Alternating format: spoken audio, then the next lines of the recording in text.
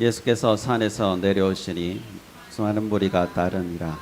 한 나병 환자가 나와 절하며 이르되 주여 원하시면 저를 깨끗하게 하실 수 있나이다 하거늘 예수께서 손을 내밀어 그에게 대시며 이르시되 내가 원하노니 깨끗함을 받으라 하시니 즉시 그의 나병이 깨끗하여 진지라.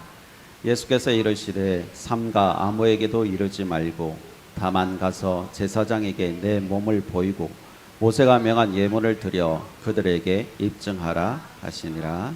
아멘. 퀴즈를 하나 내겠습니다. 파머 A가 사과를 팔고 있습니다. 파머 B는 우유를 팔고 있습니다. 그렇다면 파머 C는 뭘 팔고 있을까요? 응? 소? A는 사과, B는 우유, C는? 잘 생각해야 돼. 영어로 잘 생각해야 돼. Farmer A sells apple.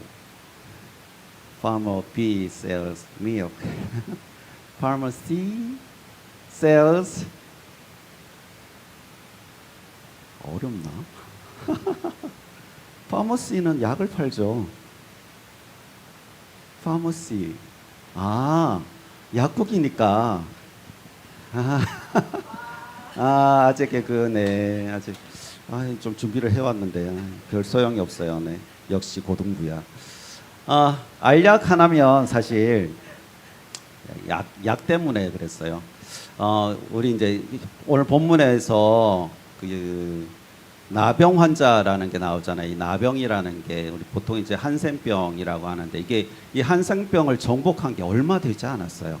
1980년대에 이르러서 그때서야 이제 한센병을 정복하게 되었어요. 그 전까지는 이 병을 정복하지 못했어요. 그래서 이전에는 뭐 다 걸리기만 하면 저 멀리 이제 격리 조치를 했지 않습니까?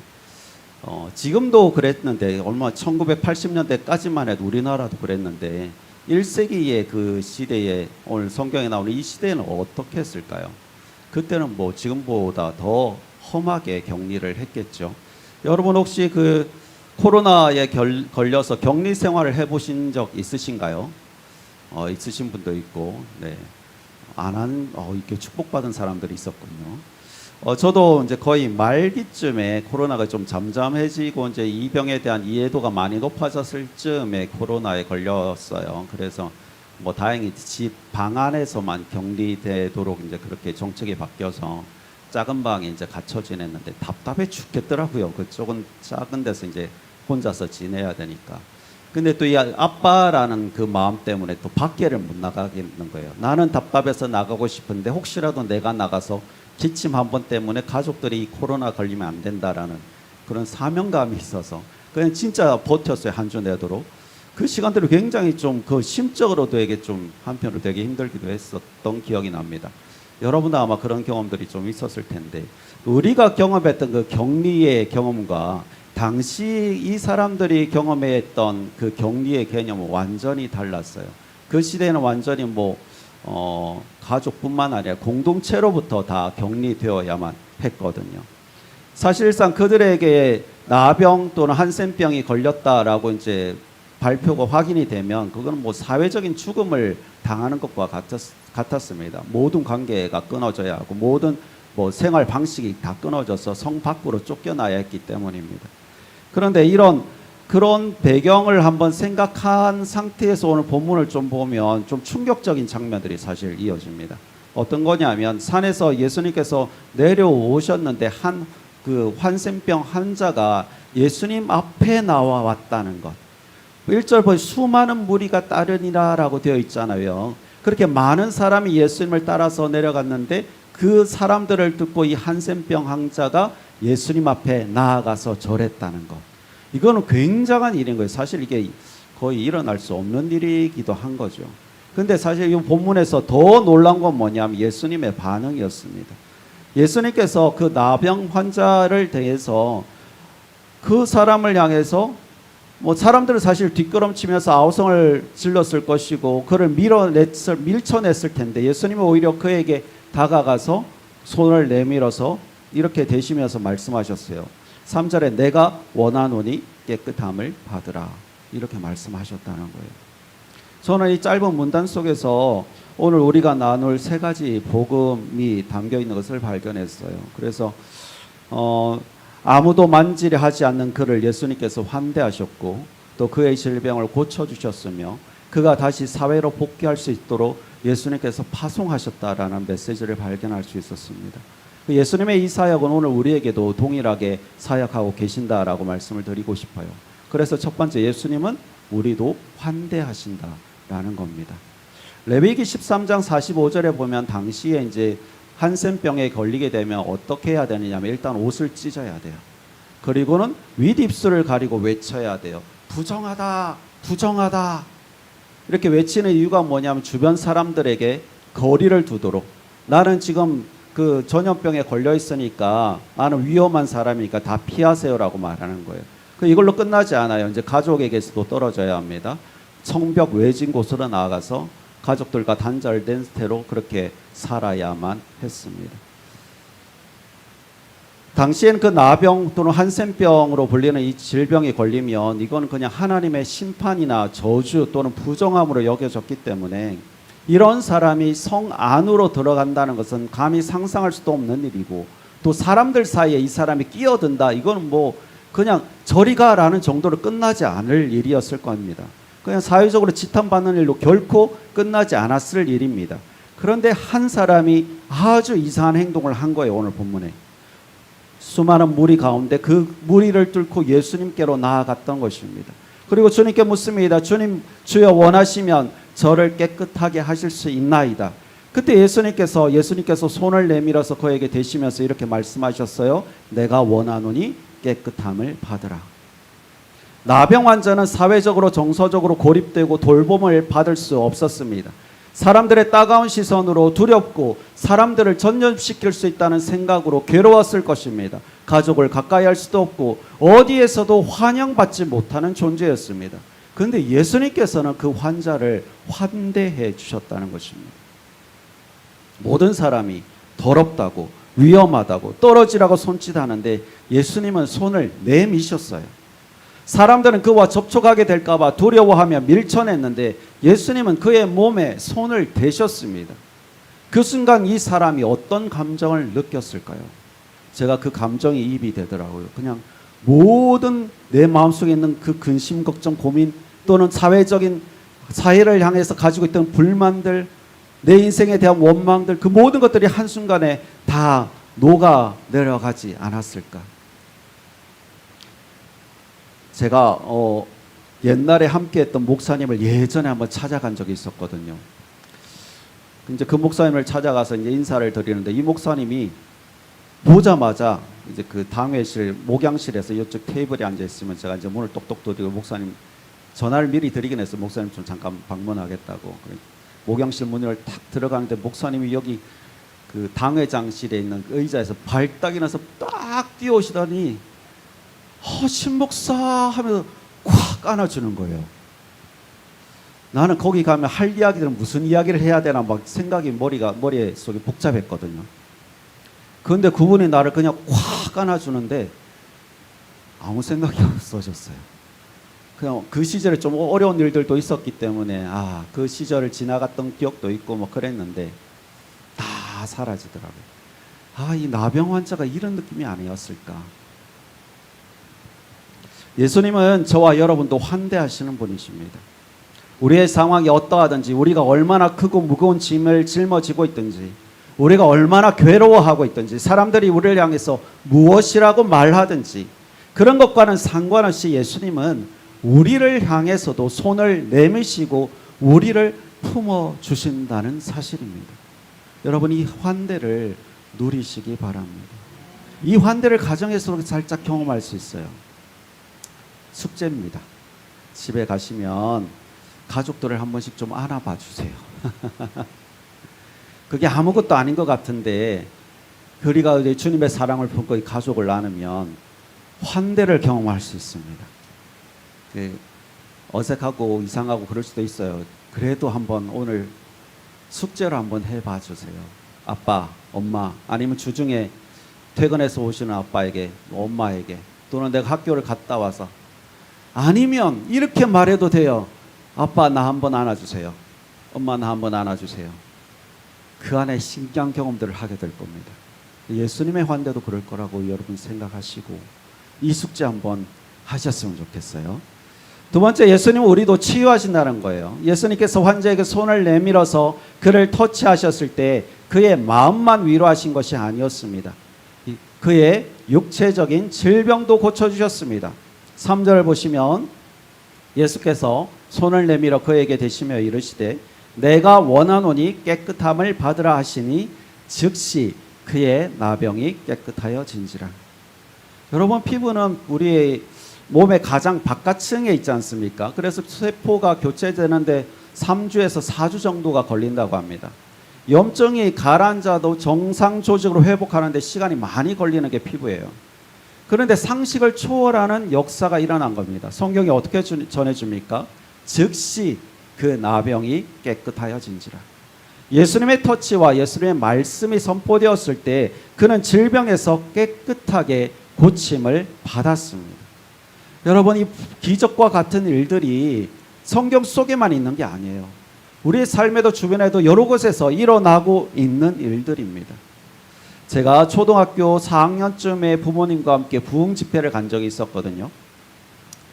그때 이제 부흥 집회 오전 예배가 끝나고 저녁 예배 사이에 점심 시간 이후였는데 갑자기 성전에서 막 소란스러운 소리가 들렸어요.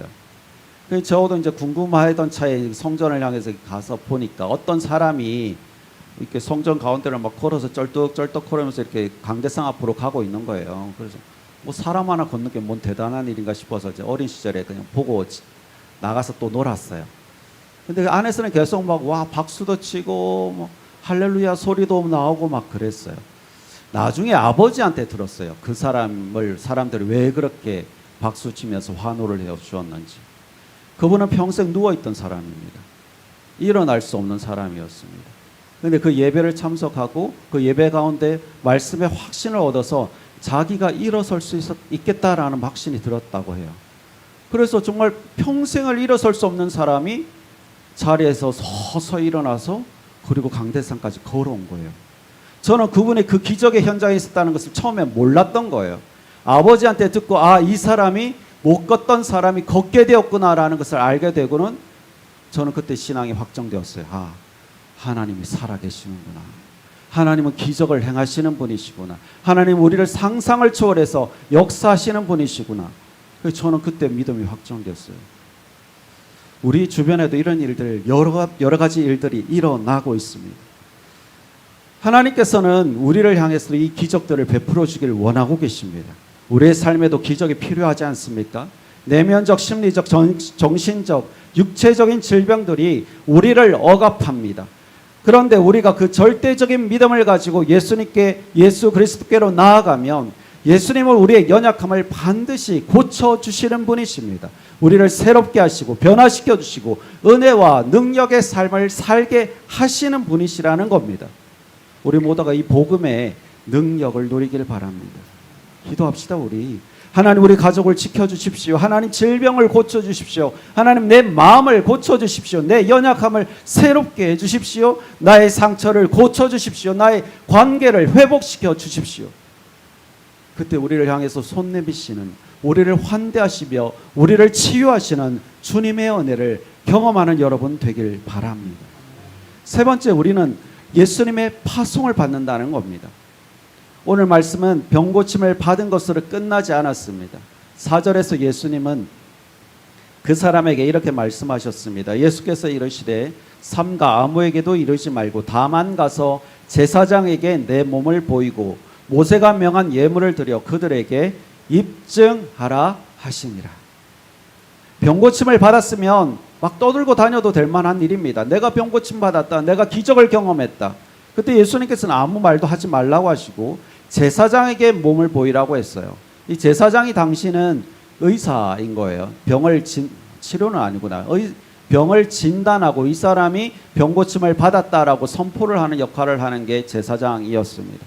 병이 완치되었다라고 판정을 할 수 있는 게 제사장이었습니다. 그래서 제사장에게 보인다고 한다는 것은 공동체로 복귀하는 것, 그 증언의 시작을 의미하는 것입니다.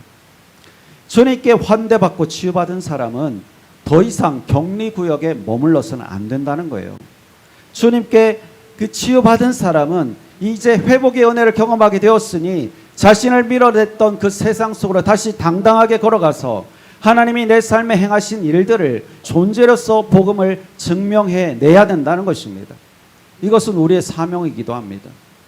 우리의 사명은 교회 안에 머무는 게 아닙니다. 우리의 사명은 교회 안에서 은혜로 보충을 받아서 세상 밖으로 나가는 것입니다.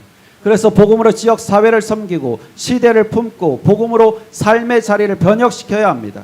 여러분은 복음으로 무장해서 학교로 가야 되는 거예요. 여러분이 편하게 누리고 있는 복음, 이것은 여러분의 생각보다 훨씬 가치가 많은 것들입니다. 가치를 비교할 수 없는 것들입니다. 예수를 모르는 어떤 사람에게는 이것이 생명줄이 될 수 있습니다. 다시 인생을 살아갈 수 있는 용기가 될 수 있고, 혹독한 청소년기를 지나고 있는 그 누군가에게는 위로와 치유가 될 수 있습니다. 기도도 그렇습니다. 우리는 예수의 이름으로 언제든지 쉽게 기도할 수 있는 특권을 누리고 있습니다. 그러나 어떤 사람은 그 기도를 내뱉을 수도 없습니다. 우리는 어디서든지 시간과 장소에 상관없이 주님이라고 부르면 그 장소가 바로 하나님이 임재하시는 지성소가 됩니다. 하나님과 함께하는 그 영광을 누리게 됩니다. 그러나 그 다른 사람들은, 예수님을 모르는 그 어떤 이들은 영원히 지옥에 머물 수밖에 없습니다. 죽음 이후의 지옥만을 말하는 게 아니에요. 삶이 지옥인 사람들이 있어요. 그들은 복음이 필요합니다. 좀 이따 부를 우리 찬양 가사에 이런 가사가 있어요. 그들은 모두 주가 필요해. 그들은 우리의 생각 이상으로 주가 필요한 사람들입니다. 여러분은 이제 곧 학교로 파송되는 선교사들입니다. 옛날엔 학교에서 교회를 모르고 예수님을 모르는 비율이 그렇게 많지는 않았어요. 예수님을 모른다 할지라도 교회를 모르는 비율은 많지 않았어요. 근데 지금은 예수님도 모를 뿐더러 교회도 몰라요. 그런 시대가 되었습니다. 이제 완전히 다른 세상이 되어버렸어요. 특별히 학교라는 공간이. 거기에 여러분은 선교사로 파송되는 겁니다. 해외를 가서 복음을 전하는 것만이 선교가 아닙니다. 타 문화권의 복음을 전하는 것을 선교라고 그러거든요. 동일 문화권에서 복음을 전하는 것을 전도라고 그래요. 근데 이미 이제 문화권이 다 옛날처럼 그렇게 되지 않았어요. 학교는 완전 타 문화권이에요. 여러분은 복음을 가지고 학교로 나가서 복음을 증거해야 될, 복음으로 삶을 증명해야 될 선교사들이라는 겁니다. 여러분의 복음적인 삶을 통해서 살아계신 하나님이 증명되고, 여러분을 통해 한 영혼이 하나님의 자녀가 되는 특권을 누릴 수 있기를 소망합니다. 선교사의 사명을 가지고 여러분 학교로 나아가길 바랍니다. 그 선교사의 사명을 가지고 여러분 학교 기도를 시작하길 바랍니다. 그래서 하나님께서 여러분을 도와주시는 은혜들을 또한 경험하게 되기를 바랍니다.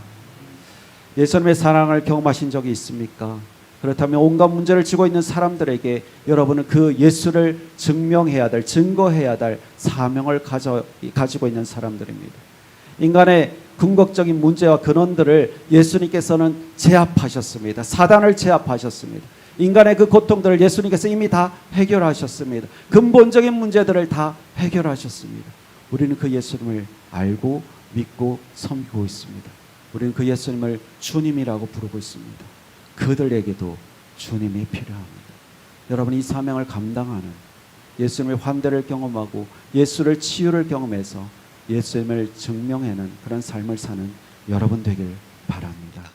오늘 본문에 나오는 그 나병이라는 것을 먼저 잠깐 설명을 좀 드리려고 해요. 한센병으로도 불리는데, 검색을 해보니까 1873년도에 나병균을 발견했다고 합니다. 그리고 1980년에 이르러서 표준 치료법이 만들어지고, 그래서 이제 인류가 이 병을 이해하고 관리하기 시작한 지가 그렇게 오래되지 않았습니다.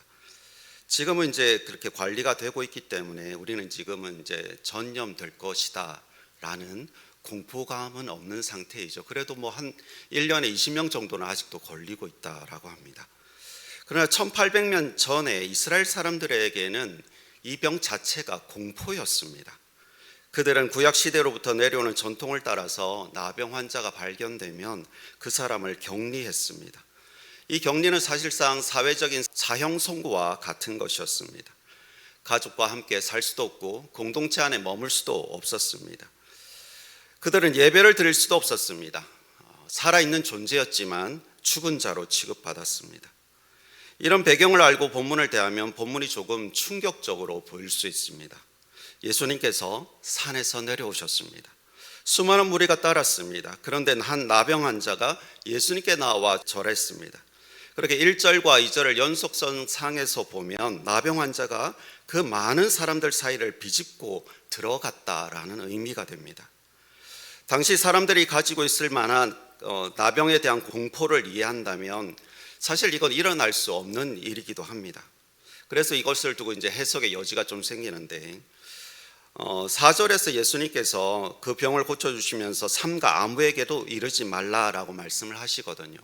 만약에 주변에 많은 사람들이 있었다면 예수님께서 이렇게 말씀하시지 않았을 것입니다. 그래서 이 병행구절이라고 하는데 마가복음 1장과 누가복음 5장을 참고해서 똑같은 내용이 나오거든요. 이 두 부분을 참조해서 해석하면 예수님께서 산에서 바로 내려오신 바로 다음에 일어난 일이 아니라 얼마 뒤에 이어서 일어난 일로 보는 견해도 있습니다. 이렇게 봐도 뭐 문제는 없을 것 같아요. 이제 그런 것들은 신학자들이 서로 논쟁하게 내버려 두고 우리가 봐야 할 것은 이 나병 환자가 사람을 피해 다녀야 할 이 나병 환자가 예수님을 찾아갔다는 것, 이것은 분명한 사실이고 또한 충격적인 장면이기도 합니다. 더 충격적인 장면이 하나 나옵니다. 나병 환자가 가까이 오면 사람들이 일반적으로 그를 보면 기겁하면서 밀쳐냈을 것입니다. 또한 환자와 접촉하는 것을 율법이 금하고 있기 때문에 손을 대서도 안 됩니다. 그러나 예수님은 질병으로 고통받고 있는 그 한 영혼을 위해서 율법을 초월해서 손을 내밀어 주셨고 그에게 손을 대시면서 말씀하셨습니다. 내가 원하노니 깨끗함을 받으라. 저와 여러분도 이 음성을 듣기를 소망합니다. 그래서 이 음성을 듣기를 소망하면서 세 개의 메시지를 나누려고 하는데 환대, 치유, 파송입니다. 첫 번째, 예수님은 우리도 환대하신다는 사실입니다. 레위기 13장을 보면 나병에 걸렸을 때 해야 할 행동 강령이 나오거든요. 먼저 자신의 옷을 찢어야 되고 머리를 풀어야 되고 윗입술을 가리면서 외쳐야 합니다. 부정하다, 부정하다. 그렇게 외쳐야 주변 사람들이 거리를 유지할 수 있거든요. 사실 이것은 사회적으로 이제 죽음을 당하는 것과 같습니다. 또 이렇게 하는 걸로 그치지 않는다고 앞에서도 잠깐 말씀드렸죠. 집을 떠나야 하고 성을 떠나야 합니다. 성 밖의 외진 곳, 고독하고 위험한 곳에 머물러야 합니다. 당시에는 이 나병이라는 것이 그냥 단순한 피부병이 아니라 하나님의 심판이나 저주 또는 부정함으로 여겨졌기 때문에 이런 사람은 성 안에 머물러서도 안 되고 감히 성 안으로 가려고 생각할 수도 없었습니다. 사회적으로 정서적으로 고립되고 돌봄을 받을 수 없었던 사람이었습니다. 사람들의 따가운 시선을 두려워해야 하고 다른 사람을 전염시킬 수도 있다는 생각으로 괴로워해야 했습니다.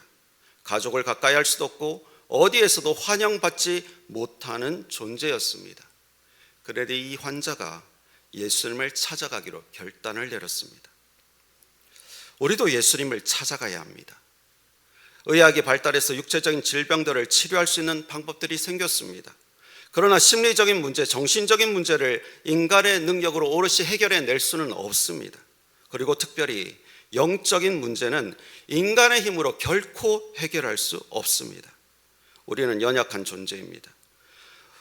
우리가 겉으로는 멀쩡하게 보일 수 있지만 우리 내면을 바라보며 우리 안에 여전히 덕실거리고 있는 그 죄악의 실상은 우리의 심각함을 드러나진 않았을 뿐이지만 안에서 골마가고 있지는 않을까요? 우리도 예수님을 찾아야 합니다. 그런데 놀라운 은혜가 이것입니다.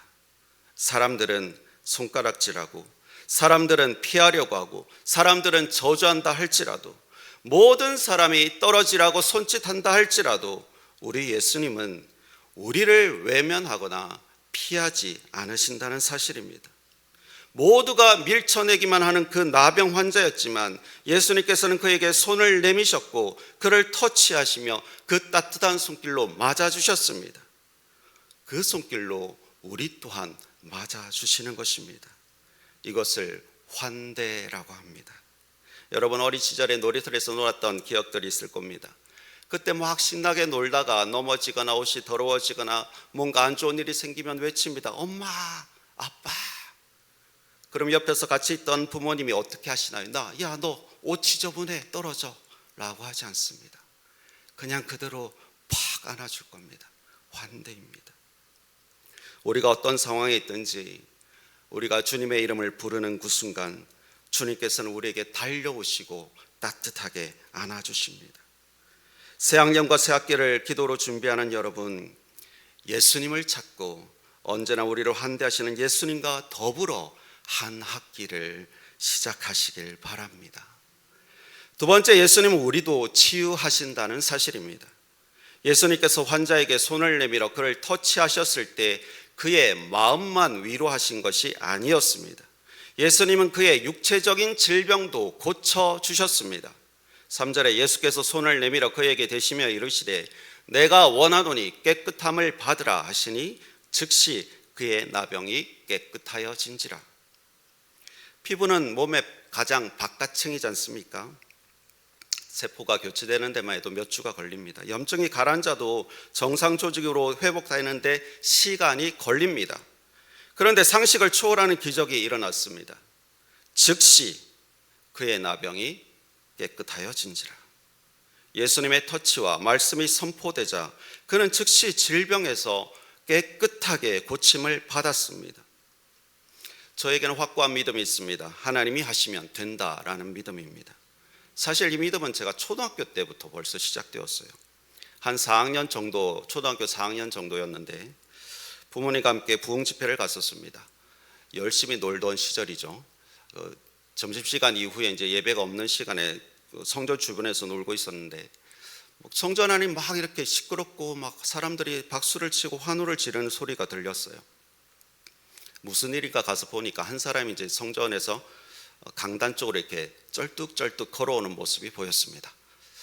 저거 가지고 왜 이렇게 사람들이 환호성을 지르지? 그리고 저는 다시 놀러 갔습니다.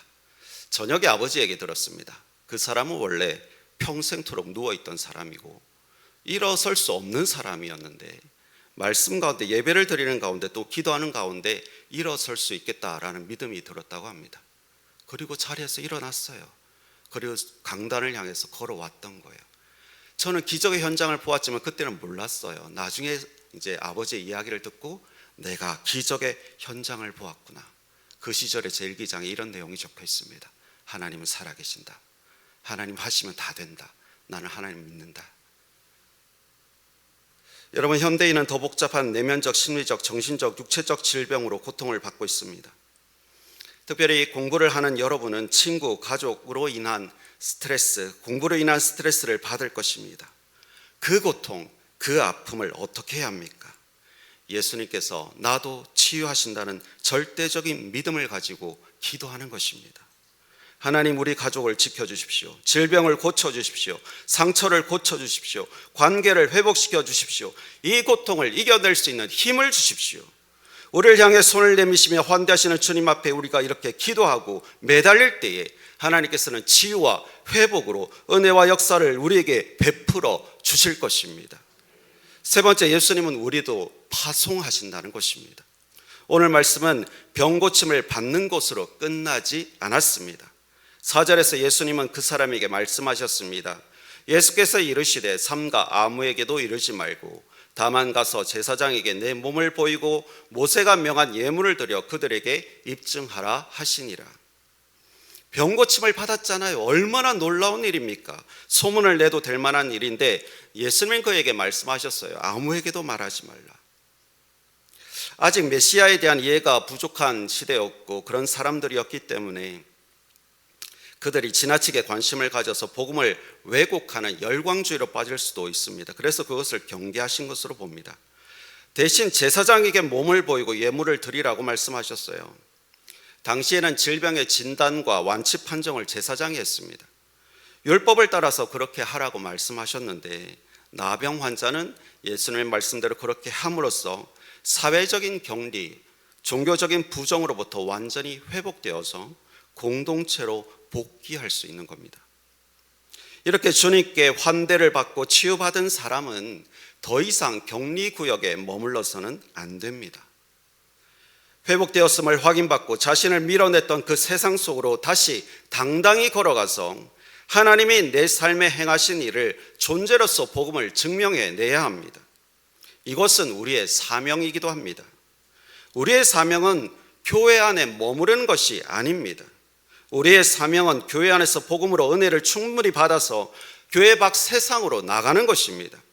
복음으로 지역 사회를 섬기고 복음으로 시대를 품고 복음으로 삶의 자리를 변혁시켜 나가야 합니다. 특별히 여러분은 복음으로 무장해서 학교로 가셔야 합니다. 여러분이 편하게 누리고 있는 이 복음은 여러분의 생각보다 훨씬 가치가 높은 것들입니다. 예수님을 모르는 누군가에게는 생명줄이 될 수 있습니다. 다시 인생을 살아갈 용기가 될 수도 있고 혹독한 청소년기를 지나고 있는 누군가에게는 위로와 치유가 될 수도 있습니다. 그런데 여러분이 전해주지 않으면 그들은 결코 알 수 없습니다. 여러분은 학교로 파송되는 선교사들입니다. 여러분의 복음적인 삶을 통해서 살아계신 하나님이 증명되고 또 여러분이 전하는 그 복음으로 말미암아서 한 영혼이 하나님의 자녀가 되는 특권을 누릴 수 있게 되기를 바랍니다.